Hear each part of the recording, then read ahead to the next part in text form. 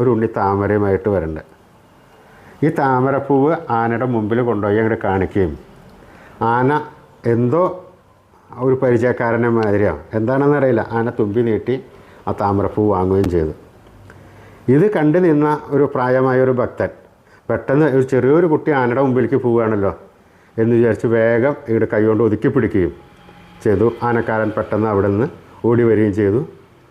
ഈ കുട്ടീനെ മാറി അതോടെ പെട്ടെന്ന് ഈ പൊന്നുണ്ണിക്കണ്ണൻ അങ്ങോട്ട് ഓടിപ്പോയി. അപ്പോൾ ഭക്തന്മാരും എല്ലാവരും വിചാരിച്ച് ഇങ്ങനെ ഒറ്റയ്ക്കൊരു കുട്ടി ഇവിടെ വരണമെന്നുണ്ടെങ്കിൽ കൂട്ടം തെറ്റി വന്നതായിരിക്കാം. അപ്പോൾ ആ കുട്ടീനെ പിടിച്ച് അവരെ രക്ഷിതാക്കളെ ഏൽപ്പിക്കാമെന്നൊക്കെ വിചാരിച്ച് ആ അമ്പലം മുഴുവൻ തെരഞ്ഞു നടന്നു. ആ കുട്ടിയെ കാണാൻ പറ്റിയില്ല. ഭഗവാന്റെ ഒരു ലീലയായിരിക്കാം. അന്നത്തെ ദിവസം ആ ബാലു എന്ന് പറയുന്ന വിജയിച്ച ആനയ്ക്ക് ഭഗവാൻ തന്നെ കൊടുത്ത് സമർപ്പിച്ചതായിരിക്കാം ആ പുഷ്പം. ആ ഭാഗ്യവാൻ അന്നത്തെ